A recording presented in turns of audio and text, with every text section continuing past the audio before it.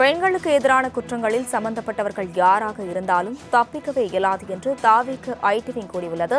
ஸ்ரீ வைகுண்டம் விவகாரத்தில் தற்பொழுது அதிரடியாக கைது செய்யப்பட்டுள்ளதை குறித்து இவ்வாறு கருத்து தெரிவித்துள்ளனர். இதுகுறித்த கூடுதல் விவரங்களுடன் செய்தியாளர் ராஜேஷ் இணைப்பில் உள்ளார். ராஜேஷ் வணக்கம். இது குறித்த கூடுதல் விவரங்கள். அஸ்வினி வணக்கம். ஸ்ரீவைகுண்டம் விவகாரத்தில் புகார் பெறப்பட்ட உடனேயே அதிரடியாக கைது செய்து சிறையில் அடைத்து விரைந்து நடவடிக்கை எடுத்ததை நாடே அறியும். பெண்களுக்கு எதிரான குற்றங்களில் சம்பந்தப்பட்டவர்கள் யாராக இருந்தாலும் தப்பிக்கவே இயலாது. காரணம், இது மக்கள் விரும்பும் முதல்வரான வெற்றி தலைவரின் அரசு. இன்னும் சொல்ல போனால் இது மாடர்ன் மனுநீதி சோழன் அரசு. தப்பு செய்தவர் யாராக இருந்தாலும் எத்தகைய நிலையில் இருந்தாலும் தண்டிக்கப்படுவது உறுதி.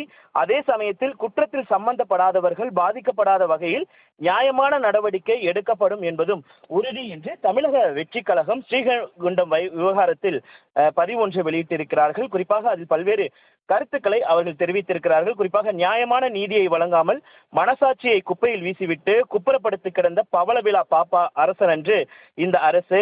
உண்மை என்பது உப்புக்கு கூட இந்த உதறல் நிதியிடம் இருக்காது என்பது உயர்தனி உண்மை இருந்தாலும் அண்ணா பல்கலைக்கழக கொடூர சம்பவத்தில் சம்பந்தப்பட்ட சதிகாரர் யார் அந்த சார் என்று இப்போதாவது அல்லது எப்போதாவது உளறல் நிதி உண்மை நிதியாக பேச தயாரா என்று கேள்வி எழுப்பியிருக்கிறார்கள். மேலும் பொள்ளாச்சி படுபயங்கர சம்பவத்தில் பச்சோந்தி போல நிறம் மாறி நீதியை குழி தோண்டி புதைத்த நீர்த்து போன சக்தி போலவா நமது அரசு இருக்குகிறது? இல்லவே இல்லை.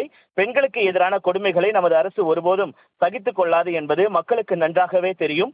மக்களுக்கும் நமது அரசின் மீது இருக்கும் இந்த நல்ல புரிதலை பார்த்து தாங்க முடியாத போராமையில்தான் தீய சக்தியும் தீர்ந்து போன சக்தியும் புகைச்சல் விட ஆரம்பித்துள்ளன என்று அதில் குறிப்பிடப்பட்டிருக்கிறது. மேலும் ஆட்சி அதிகாரம் பறிபோன ஆத்திரத்தில் இருக்கும் சித்தரஞ்சன் சாலையில் சிநேகத்தால் சிலுவை பாளையத்திலும் கபீம் காமெடி அரசியல் மற்றும் காண்டு அரசியலின் கதறல் சத்தம் கேட்பது வாடிக்கையாகிவிட்டது.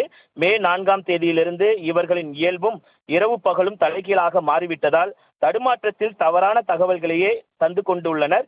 இப்படியே செய்து கொண்டிருந்தால் இவர்கள் இருவரின் கூப்பு காலம் கூடிக்கொண்டே போகும் என்பதில் சந்தேகம் இல்லை என்று அந்த பதிவில் குறிப்பிடப்பட்டிருக்கிறது. பெண்களுக்கு எதிரான குற்றங்களில் சம்பந்தப்பட்டவர்கள் யாராக இருந்தாலும் தப்பிக்கவே இயலாது என்று தாவிக்கு ஐடி விங் கூறியுள்ளது. ஸ்ரீ வைகுண்டம் விவகாரத்தில் தற்பொழுது அதிரடியாக கைது செய்யப்பட்டுள்ளதை குறித்து இவ்வாறு கருத்து தெரிவித்துள்ளனர். இதுகுறித்த கூடுதல் விவரங்களுடன் செய்தியாளர் ராஜேஷ் இணைப்பில் உள்ளார். ராஜேஷ் வணக்கம். இது குறித்த கூடுதல் விவரங்கள். அஸ்வினி வணக்கம். ஸ்ரீவைகுண்டம் விவகாரத்தில் புகார் பெறப்பட்ட உடனேயே அதிரடியாக கைது செய்து சிறையில் அடைத்து விரைந்து நடவடிக்கை எடுத்ததை நாடே அறியும்.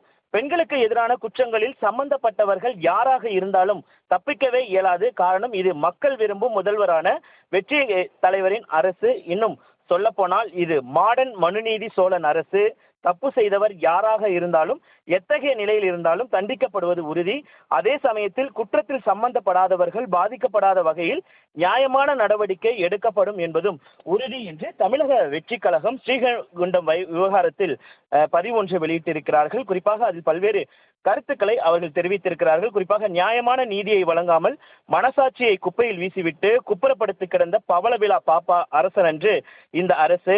உண்மை என்பது உப்புக்கு கூட இந்த உதறல் நிதியிடம் இருக்காது என்பது உயர்தனி உண்மை இருந்தாலும் அண்ணா பல்கலைக்கழக கொடூர சம்பவத்தில் சம்பந்தப்பட்ட சதிகாரர் யார் அந்த சார் என்று இப்போதாவது அல்லது எப்போதாவது உளறல் நிதி உண்மை நிதியாக பேச தயாரா என்று கேள்வி எழுப்பியிருக்கிறார்கள். மேலும் பொள்ளாச்சி படுபயங்கர சம்பவத்தில் பச்சோந்தி போல நிறம் மாறி நீதியை குழி தோண்டி புதைத்த நீர்த்து போன சக்தி போலவா நமது அரசு இருக்குகிறது? இல்லவே இல்லை.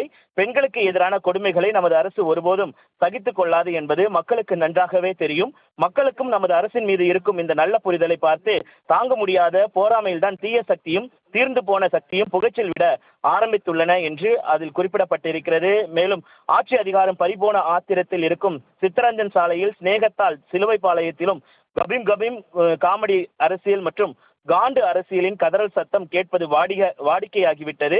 மே 4ஆம் தேதியிலிருந்து இவர்களின் இயல்பும் இரவு பகலும் தலைகீழாக மாறிவிட்டதால் தடுமாற்றத்தில் தவறான தகவல்களையே தந்து கொண்டுள்ளனர்.